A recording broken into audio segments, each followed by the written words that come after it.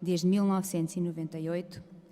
Leciona atualmente Antropologia Médica na Faculdade de Medicina da Universidade do Porto e a Unidade Curricular de Cristianismo e Cultura na Faculdade de Direito da Universidade Católica Portuguesa, também no Porto.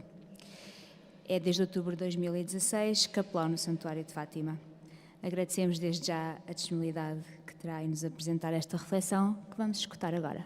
Obrigada.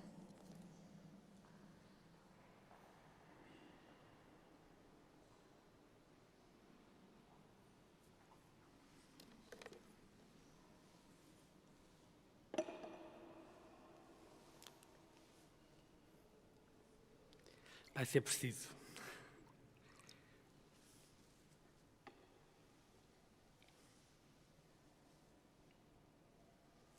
Neste dia de Santa Jacinta, do nascimento de Santa Jacinta, saúdo-vos a todos e saúdo particularmente o Sr. Reitor, a quem agradeço a confiança de me confiar esta tarde e vou tentar falar de modo a que me entendam.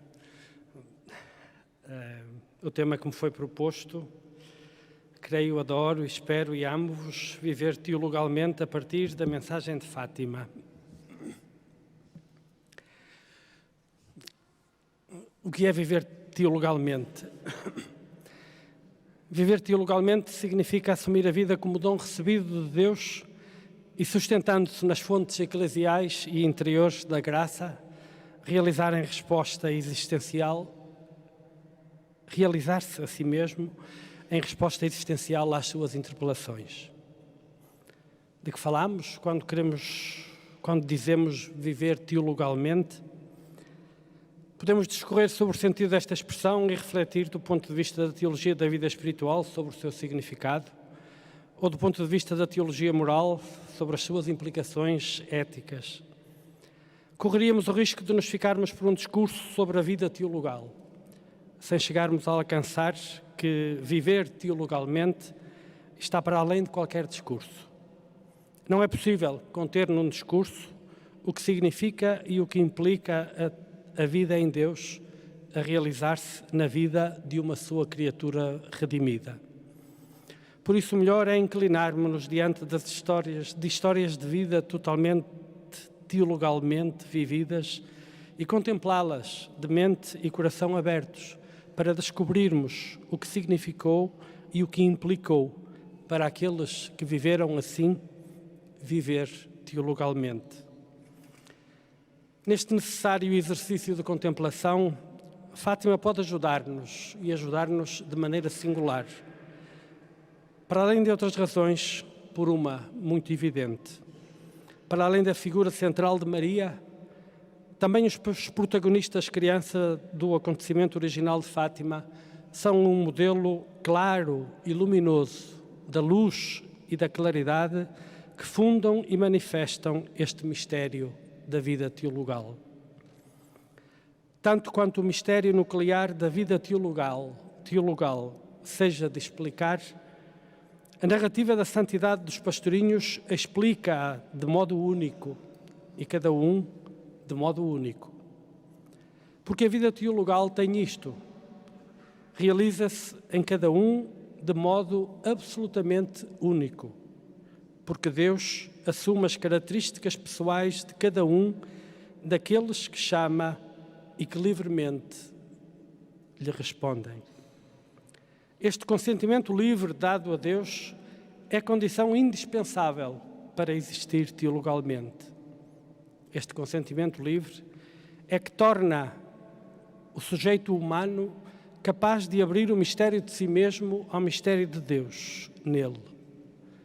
E a experiência de Deus nele é percebida como interpelação dirigida à sua liberdade, entendida esta como capacidade interior circunstanciada para responder ao que Deus a chama a ser.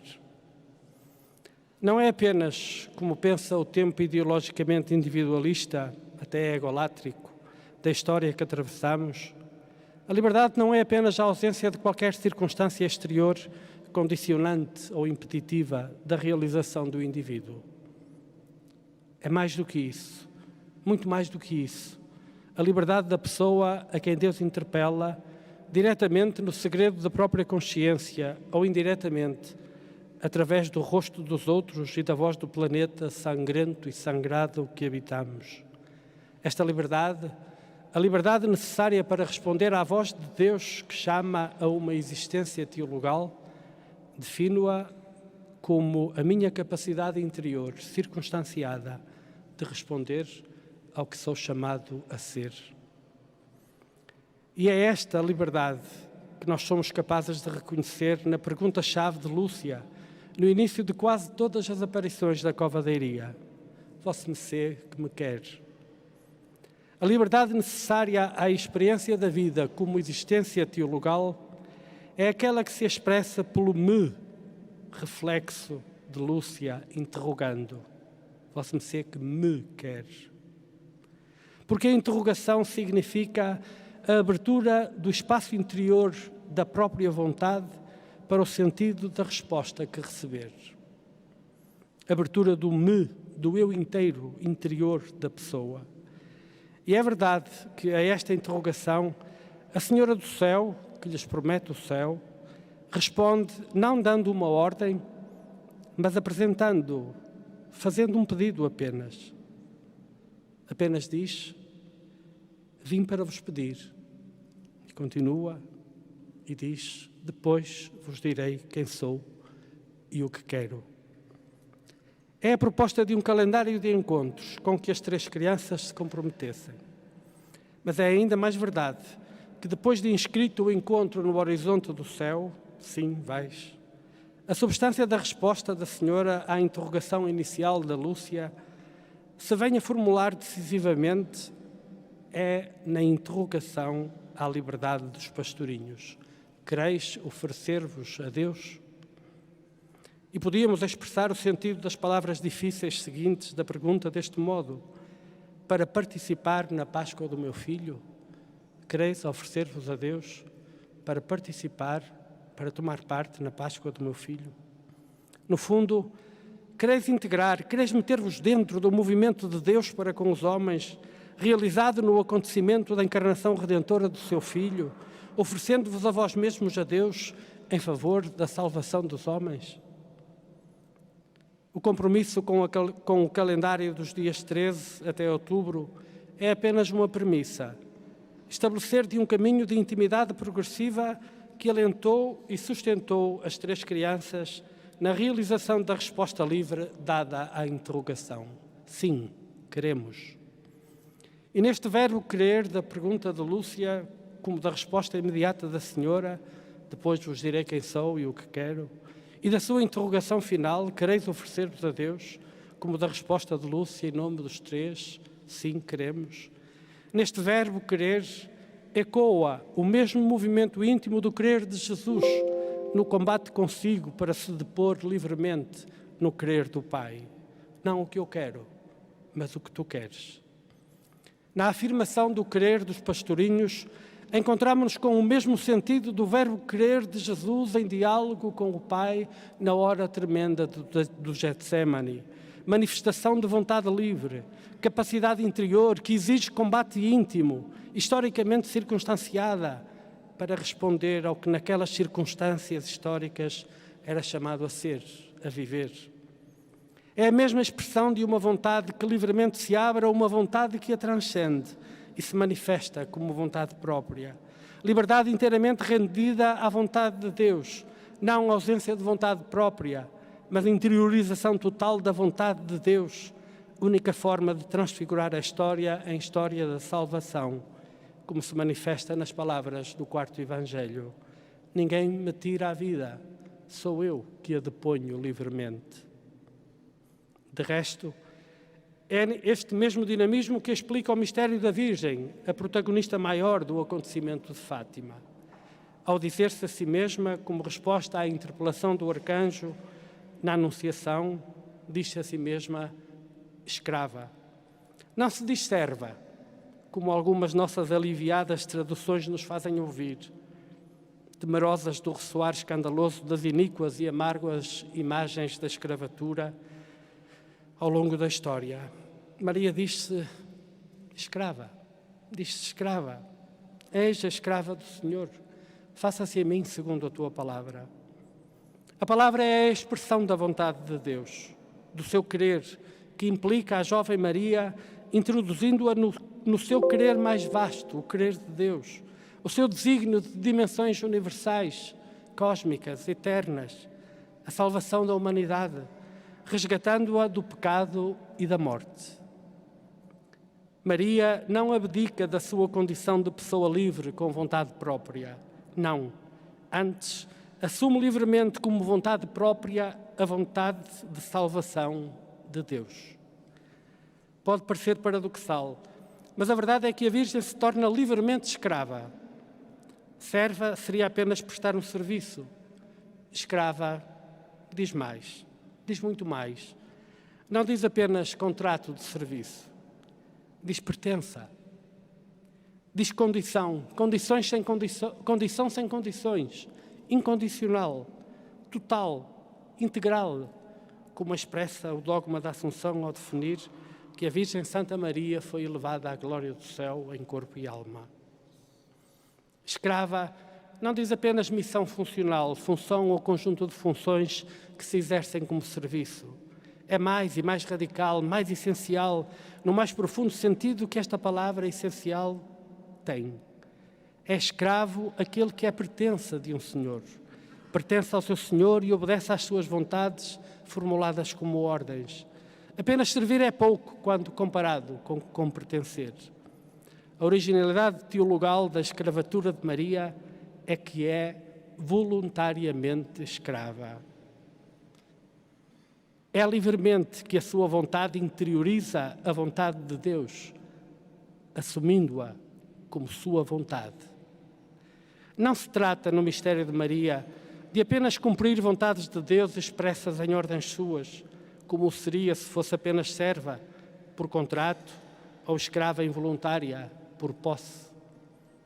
Trata-se de livre, assumir voluntariamente a vontade de Deus como sua vontade.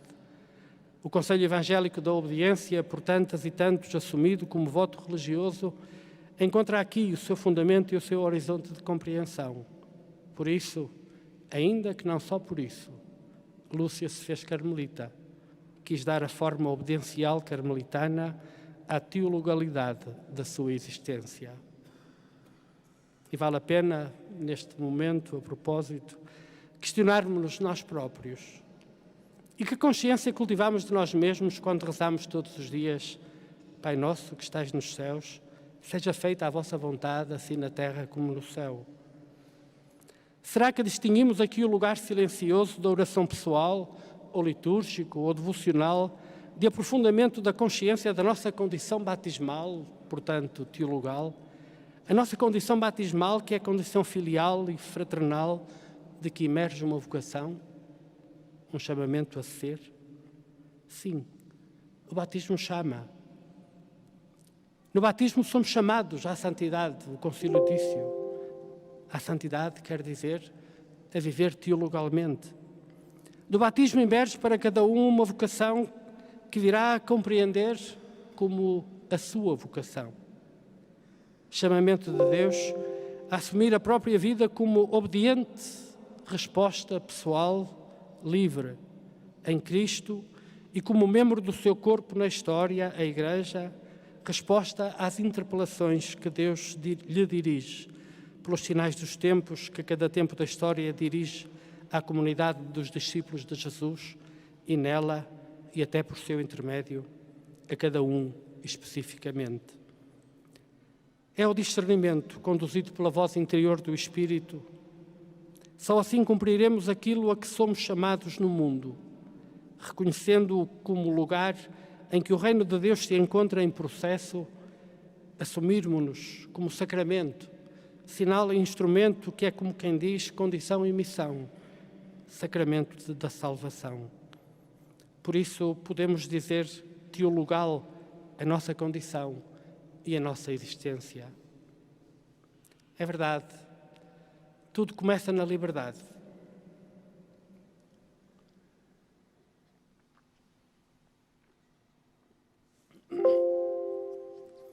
Tudo começa na liberdade.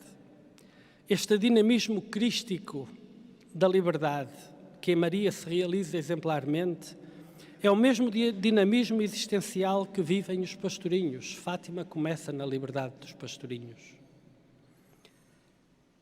É um dinamismo existencial teologal. Contemplando-os, como nos propunhamos no princípio, contemplando-os podemos ir descobrindo o que será viver teologalmente. Não estamos habituados a ler Fátima explicitando este dado, a liberdade. Condenamos a mensagem ao cárcere das palavras difíceis para os ouvidos deste tempo da história, as da interrogação crucial da Senhora na primeira aparição, que manifestam a imagem de um Deus que não apenas envia, mas quer enviar sofrimentos e sofrimentos a crianças. As palavras que compõem o léxico da leitura literal dos escritos de Lúcia, como pecado, penitência, sacrifícios, inferno, até conversão. Todas palavras que, aos ouvidos dos tempos que correm, soam como palavras de outro tempo.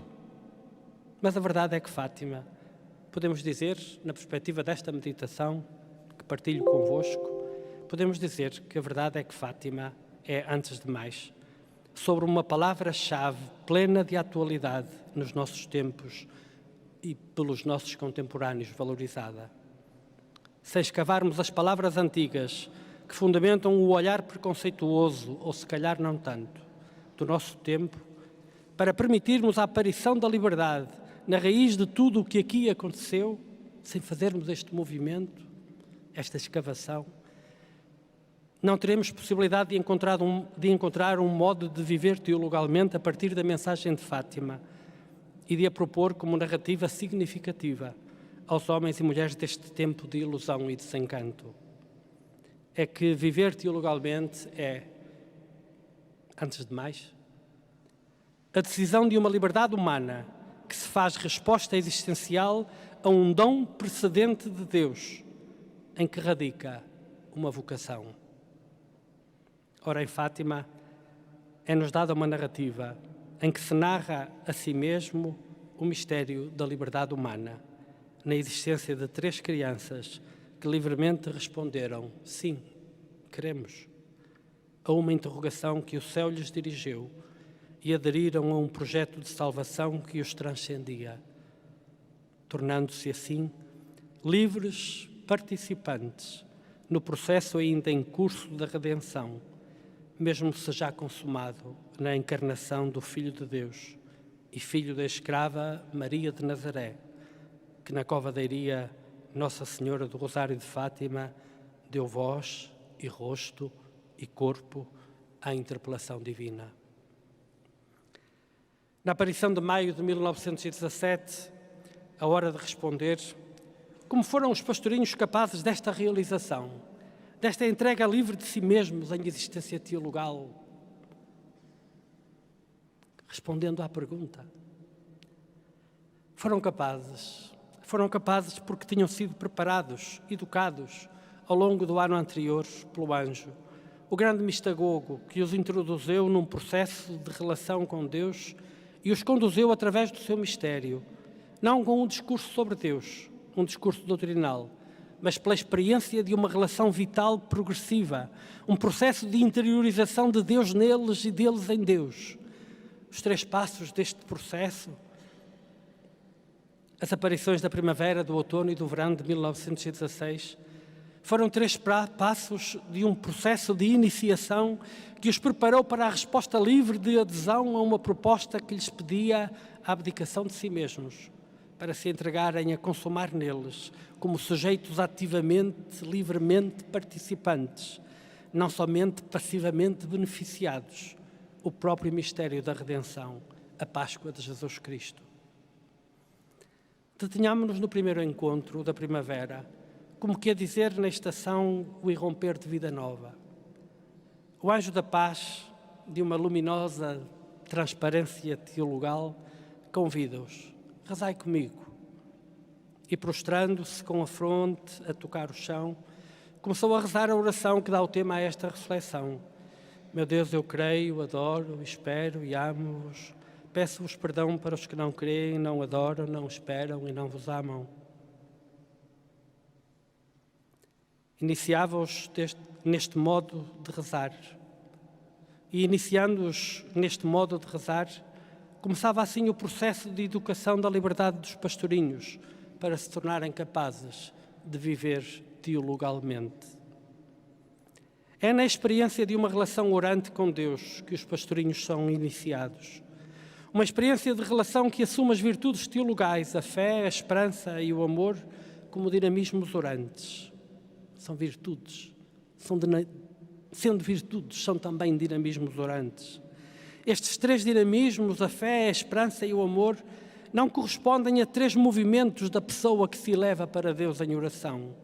São dinamismos de um só movimento orante, que por ser verdadeiramente vai configurando uma identidade pessoal em processo de se definir teologalmente.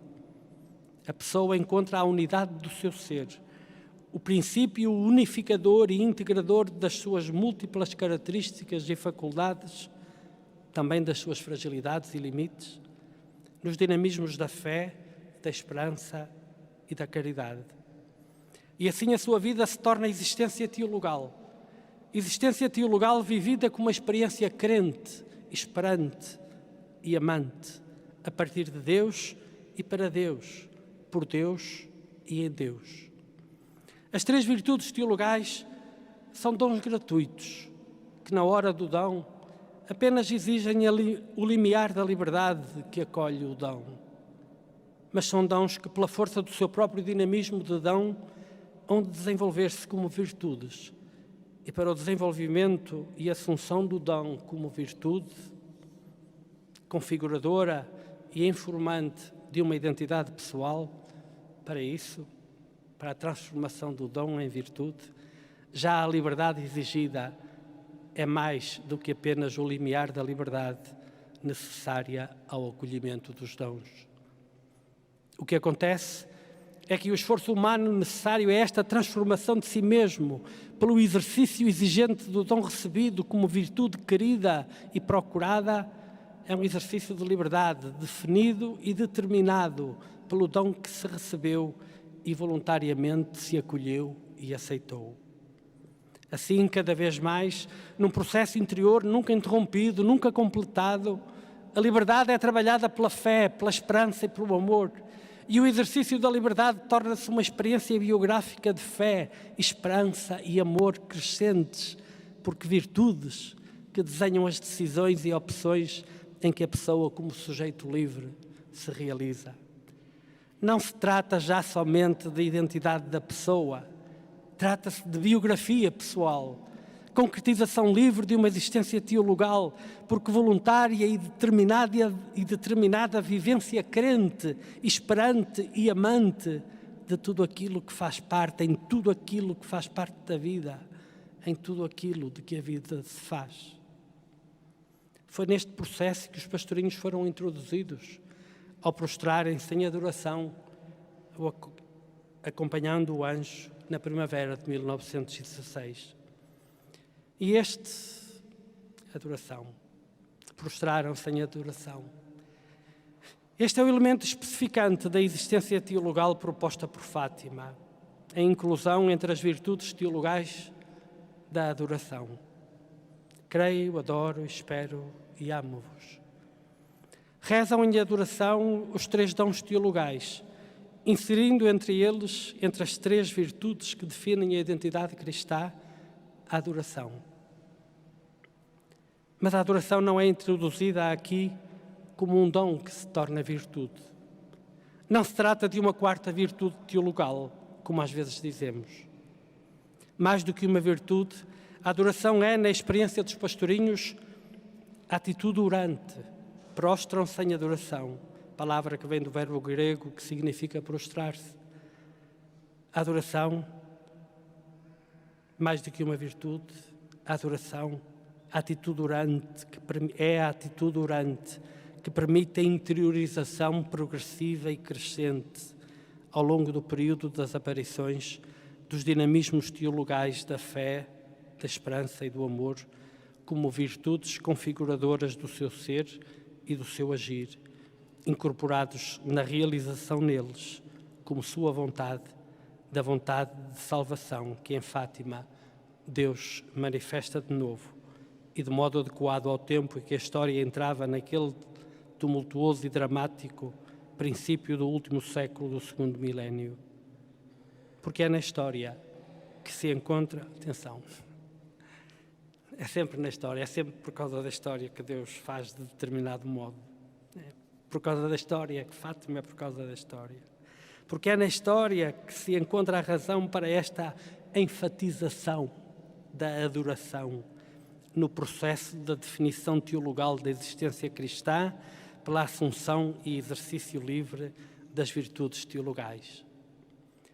Naquele início do século XX, quando soavam fortes as vozes que anunciavam a morte de Deus e Deus parecia morto, silenciado pelo troar dos canhões da Grande Guerra, Fátima propõe a adoração como ambiente interior para o crescer da fé, da esperança e do amor. Porque se abria então o tempo da história caracterizado pelo aparente eclipse de Deus do horizonte do humano, pela falta de sentido de Deus. Por causa disto, Fátima recupera a primeira e natural atitude do homem diante de Deus, o homem naturalmente religioso, que diante do mistério da transcendência de Deus se prostra, humilde criatura, em adoração. Mas a humildade do cristão adorante já não é a natural, mesmo instintiva, adoração do homem naturalmente religioso. É a humildade de criatura redimida em Cristo e operada pelo Espírito que o habita. Humildade adorante que se realiza em ato de fé, esperança e amor. É para suscitar e educar nos pastorinhos criaturas redimidas, a atitude interior que configurará a sua existência como vida teologal, que são iniciados na adoração. É com esta finalidade, a adoração, que é a forma da mais inteira abertura da pessoa a Deus. A adoração é a forma da mais inteira abertura da pessoa a Deus, tornando-a capaz de radicalmente orientar para Ele, a Ele se unir e nele unificar tudo em si. Esta orientação e unificação realiza-se pelo movimento íntimo da convergência de todas as dimensões da sua pessoa e da sua vida, no absoluto transcendente que adoram, abrindo-se e entregando-se inteiros, como só a adoração diz e realiza, como só o ato de adorar consuma. O absoluto transcendente de Deus a realizar-se historicamente na vida de 3 crianças que livremente inscreveram a sua existência nas 3 linhas da vida teologal. De modo adorante, plenamente assumida como sua a vontade de Deus, viveram crendo, esperando, amando. O processo ao longo do qual os conduziu o anjo foi que os preparou para aquele momento decisivo da resposta à Senhora, porque os educou para a liberdade entendida como capacidade interior para responder ao que foram chamados a ser quando a Senhora os interrogou.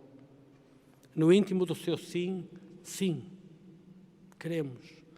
No íntimo do seu sim, queremos. Vive esta liberdade descentrada de si mesmos.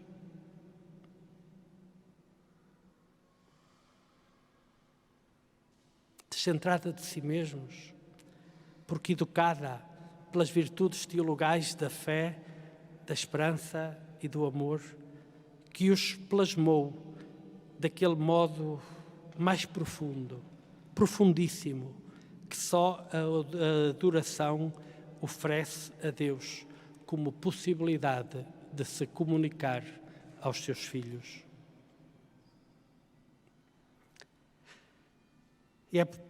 E é isso, viver teologalmente. O processo iniciou-se na adoração, interiormente assinalada pela intercessão pelos filhos daquele tempo, deste tempo também, porque não queriam, não adoravam, não esperavam, nem amavam. Tempo esquecido de Deus. A abertura radical de si mesmos a Deus, que na adoração é máxima, foi desde o princípio também a assunção da sua vontade de salvar todos. E a partir da comunhão com Deus sedento dos homens, em adoração, pela adoração, fez-se participação na redenção, na Páscoa de Cristo. Orientou-se para a salvação dos outros, definidos como pecadores. A segunda aparição introduziu-nos na dinâmica do sacrifício, não já somente a oração insuficiente para viver tal identificação com Deus, na sua vontade de salvar. A participação na redenção faz-se com a totalidade do que se é, na totalidade do que se vive. De tudo o que puderdes, oferecei constantemente ao Altíssimo orações e sacrifícios. De tudo o que puderdes, como se dissesse, a totalidade do que sois e viveis. Como se dissesse, vós mesmos, formulados em oração e sacrifício, participantes inteiros e inteiramente na redenção, em corpo e alma, alma adorante que se expressa em oração de intercessão e corpo que não apenas se prostra em adoração, mas se oferece voluntariamente em sacrifício pelos outros.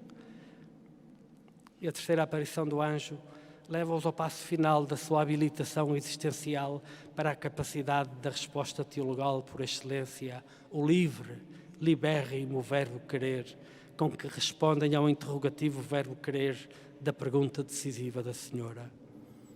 Esta terceira aparição do anjo é de adoração.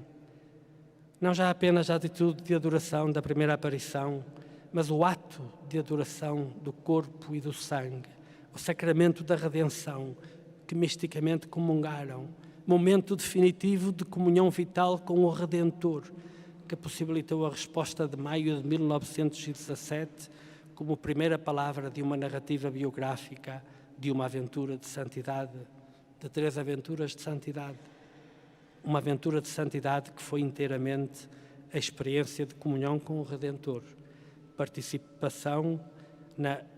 participação adorante na redenção, escrita sobre as 3 linhas das virtudes teologais, a fé, a esperança e o amor. Permita-se-me a concluir. Já está. Permita-se-me a concluir uma metáfora musical que introduz ao concerto que aí vem, mas que nos ajuda a ir mais longe na compreensão do que seja viver teologalmente a partir da mensagem de Fátima. As 3 linhas, os dons de Deus acolhidos livremente e livremente cultivados e exercidos como virtudes, constituem como que uma pauta sobre que se compõe música.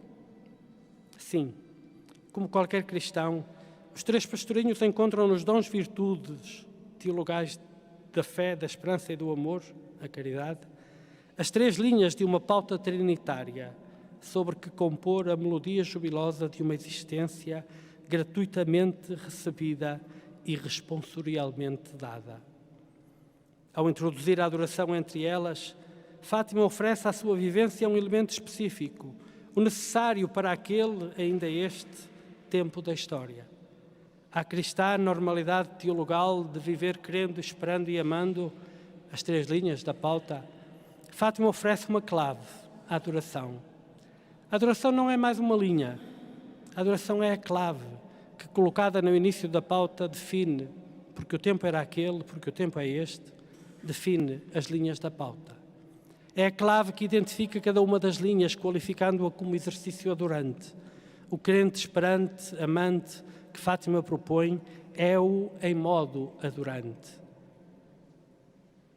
Composição no tempo e entoação pela eternidade além do canto novo de uma vida em Deus. A adoração não é mais uma linha, nem sequer é colocada sobre uma linha, como qualquer clave em qualquer pauta. A adoração não é mais uma linha, nem uma linha, nem sequer é colocada sobre uma linha. A linha da pauta que define a identidade dessa linha, qual a nota que lhe corresponde e, por referência a essa, qual a nota correspondente a cada uma das outras linhas. Na pauta da vida teologal, segundo Fátima, a clave da adoração é colocada no espaço entre 2 linhas, a da fé e a da esperança. Eu creio, adoro, espero. É colocada entre a fé e a esperança, as mais obviamente centradas em Deus, crer e esperar, porque o amor o amor já é Deus Ele próprio. No espaço entre essas, querer e esperar, a linha da fé e a linha da esperança, a clave da adoração dá nome à linha do amor, que se diz caridade. Depois, isto é, agora, em cada agora, é compor. Compor sobre esta pauta, confiada que é à liberdade da pessoa que cada um é, teologalmente potenciada para vir a ser plenamente o que é chamada a ser. Compor. A autoria da composição de que Deus presente em si e porque o próprio, vivendo em Deus, é afinal o verdadeiro autor, o autor da música composta, do canto, sem impedir ou sequer diminuir a autoria do sujeito humano, que livremente o acolhe e se lhe entrega. As notas, os tempos, o ritmo, as pausas, o tom maior ou menor, consoante a vida, os acidentes, tudo é obra da liberdade humana habitada pelo Deus que se adora, composta sobre a pauta trinitária da vida teologal. E as palavras do canto são a própria vida e o silêncio. A fé, a esperança e a caridade percebem-se assim vitalmente, não como três movimentos da alma para Deus, mas como três dinamismos de um único movimento, o movimento da adoração. A pessoa que se abre inteiramente para o Pai, rendendo-se diante do seu mistério, descobrindo-se nele e descobrindo-o em si, pelo Espírito, luz interior, vivendo assim a sua existência, participando na redenção por Cristo, com Cristo e em Cristo. E em Fátima, sob o olhar de sua mãe, disse: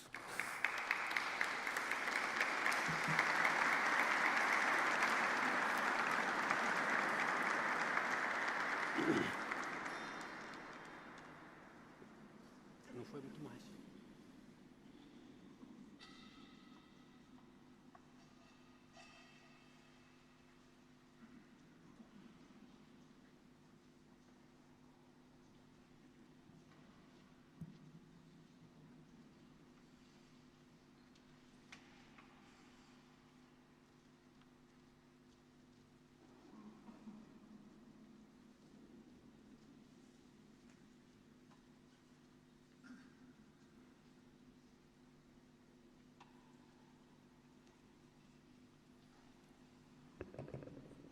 Continuamos este nosso encontro com o já habitual recital, desta vez apresentado pelo ensemble do Serviço de Música Sacra do Santuário de Fátima.